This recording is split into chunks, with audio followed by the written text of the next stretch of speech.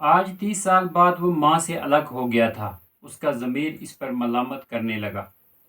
کرسی پر بیٹھے بیٹھے اسے نیند آ گئی۔ اس نے دیکھا اس کی ماں ڈوب کر مر چکی ہے۔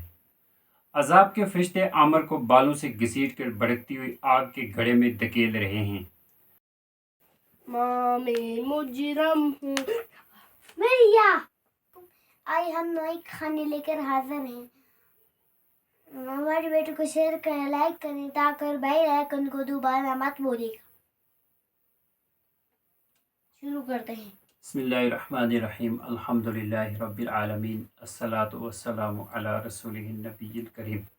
السلام علیکم ورحمۃ اللہ وبرکاتہ۔ آج ایک اور کہانی لے کے ہم حاضر ہیں جس کا نام ہے ماں میں مجرم ہوں۔ کہانی شروع کرنے سے پہلے گزارش ہے کہ اگر آپ نے ہمارے چینل کو سبسکرائب نہیں کیا ہے تو ہمارے چینل کو سبسکرائب کر دیں۔ عامر ابھی 4 سال کا ہی تھا کہ اس کے باپ کا انتقال ہو گیا۔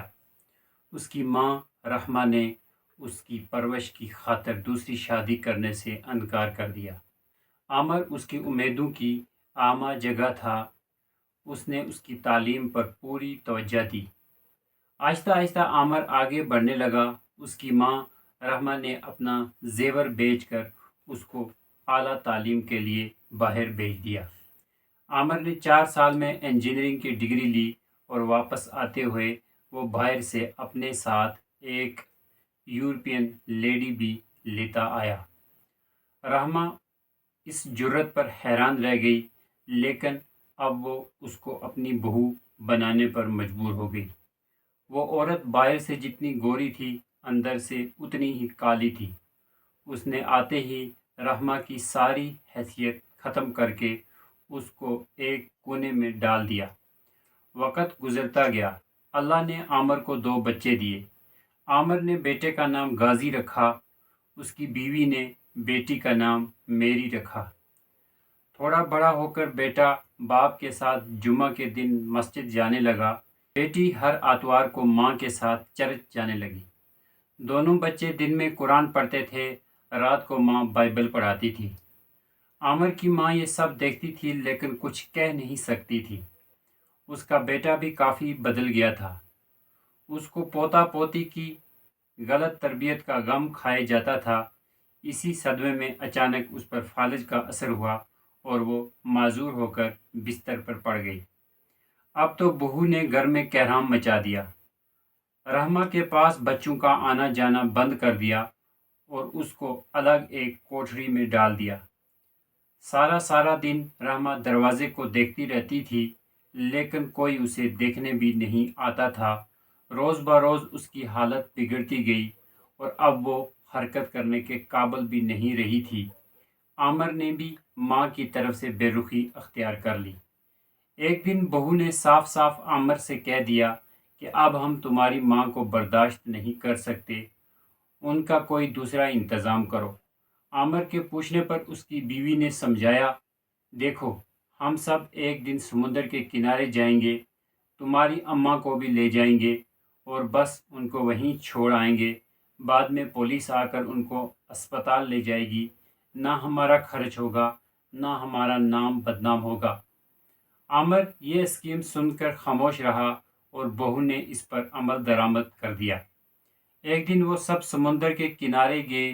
بہو نے سمندر کی لہروں کے قریب کرسی لگا کر ساس کو بٹھایا، اس کے پاؤں کو پانی میں لٹکا کر کھیلنے لگی۔ کچھ دیر بعد اندھیرا چھا گیا اور عامر اپنے بچوں کو گاڑی میں بٹھا کر واپس گھر آ گیا۔ وہ کرسی پر بیٹھ گیا۔ ماضی کی فلم آنکھوں میں چلنے لگی۔ آج 30 سال بعد وہ ماں سے الگ ہو گیا تھا۔ اس کا ضمیر اس پر ملامت کرنے لگا۔ کرسی پر بیٹھے بیٹھے اسے نیند آ گئی۔ اس نے دیکھا اس کی ماں ڈوب کر مر چکی ہے۔ عذاب کے فرشتے عامر کو بالوں سے گھسیٹ کر بھڑکتی ہوئی آگ کے گڑھے میں دھکیل رہے ہیں۔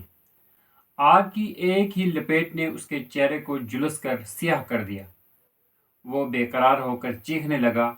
ایک طرف سے آواز آئی، ماں کے قاتل کو گہرے گڑھے میں ڈال دو۔ وہ بے قرار ہو کر ماں ماں پکارنے لگا۔ اچانک اس کی ماں کی ڈوبی ہوئی آواز ابھری، میرے بچے کو معاف کر دو، میرے بچے کو چھوڑ دو۔ ماں کی آواز سنتے ہی عامر نے زور کی چیخ ماری، اماں مجھے بچاؤ! اور اچانک عامر کی آنکھ کھل گئی، خوف سے اس کا سارا جسم کانپ رہا تھا۔ وہ گھر سے نکلا اور گاڑی دوڑاتا ہوا سمندر کے کنارے گیا، لیکن وہاں ماں کی کرسی خالی پڑی تھی۔ وہ اماں اماں کہتا ہوا پاگلوں کی طرح چیخنے لگا۔